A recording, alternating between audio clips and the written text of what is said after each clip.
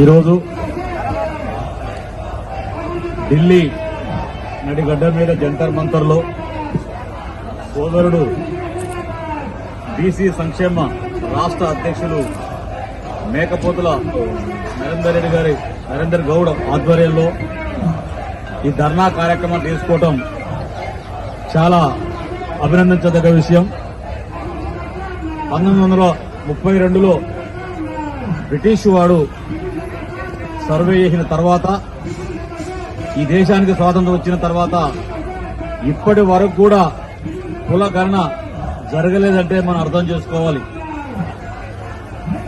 బీహార్లో కుల గణన జరిగిన తర్వాత బీసీల శాతం 63% తేలిన తర్వాత మోడీ గవర్నమెంట్ మిగతా రాష్ట్రాల్లో కూడా చేయిస్తానని చెప్పి ముసలి కన్నీరు కార్చారు తప్ప ఇప్పటి వరకు కూడా అమల్లోకి రాలేదు. ఎవడు గద్దెనెక్కినా మన ఓట్లను దండుకోవటం, అధికారం రావటం, మళ్ళీ అధికారంకి వచ్చే ముందు మళ్ళా మన గురించి మాట్లాడడం చూస్తూనే ఉన్నాం, మోసపోతూనే ఉన్నాం. కానీ రాహుల్ గాంధీ గారి ఆధ్వర్యంలో కామారెడ్డిలో జరిగిన సభలో ఈ 75 సంవత్సరాల కాంచి కూడా ఈ వర్గాలకు అన్యాయం జరుగుతుంది, ఈ వర్గాలు రాజకీయంగా ముందుకు రావాలంటే కుల గణన జరగాల్సిందని చెప్పి కాంగ్రెస్ పార్టీ నాయకులు రాహుల్ గాంధీ గారు కామారెడ్డి సభలో డిక్లరేషన్ ఇవ్వడం జరిగింది.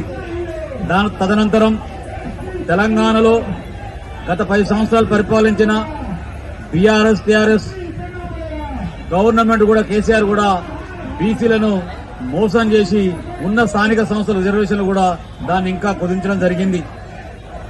తెలంగాణ ఉద్యమంలో కూడా సకల జనులు మనమైన బ్రహ్మాండమైన పాత్ర వహించి మన విద్యార్థి వీరులని, మన యువకులని తెలంగాణ రాష్ట్ర సాధన కోసం బలిదానం చేసిన చరిత్ర మనకున్నది తప్ప ఏ అగ్రవర్ణ కులాలకు మాత్రం లేదని చెప్పక తప్పదు.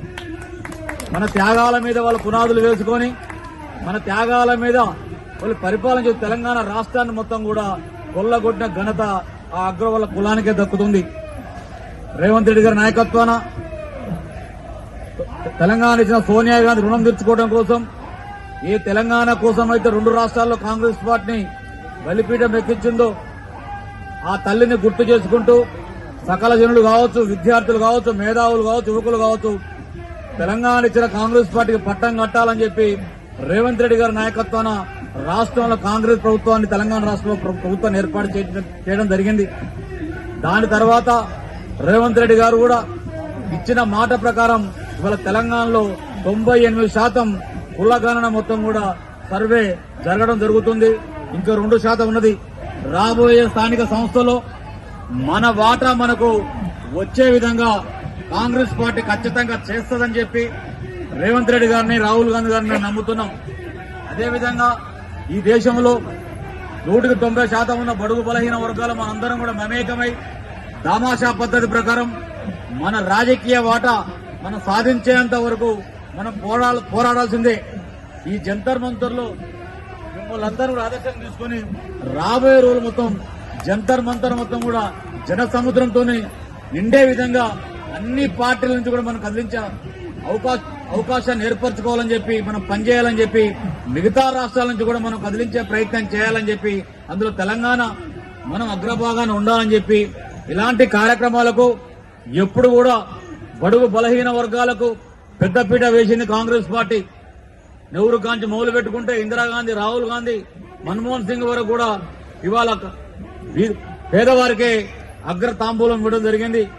మోడీ ప్రభుత్వం వచ్చిన తర్వాత బీసీ నాయకులని చెప్పుకునే మోడీ గారు బీసీలని మోసం చేస్తున్నాడు తప్ప మన కోసం పనిచేసే ఆదాని అంబానీలకు దోచిపెట్టడం తప్ప బడుగు బలహీన వర్గాల వైపు ఆలోచన చేయలేకపోతున్నాడు. ఏదున్నా కూడా చాతుర్వర్ణ వ్యవస్థలో, ఈ కుల వ్యవస్థలో అగ్రకుర్ణాలు మొదల నుంచి కూడా ఎప్పుడైతే మనకు విద్యకు దూరం చేశారో దాని ఫలితంగానే మనకు వెనకబాటుతనం వచ్చింది. విద్య ఎప్పుడైతే మన చేతుల్లోకి వస్తుందో మనం కూడా రాజకీయంగా ముందుకు వెళ్లే అవకాశం ఉంటుంది. కాబట్టి మన వర్గాలను కూడా విద్య వైపు ప్రోత్సహించాల్సిన అవసరం ఉందని చెప్పి తెలియజేస్తూ రాబోయే రోజుల్లో ఈ ఉద్యమాన్ని ఈ దేశంలో మత కల్లోలం సృష్టిస్తూ మత పరిపాలన సాగిస్తున్న మోడీ ప్రభుత్వాన్ని కూల్చవలసిన అవసరం ఉందని చెప్పి అది మన భుజస్కంధాలపై తెలియజేస్తూ ఈ అవకాశం ఇచ్చిన మీ అందరికీ ధన్యవాదాలు తెలియజేస్తాను.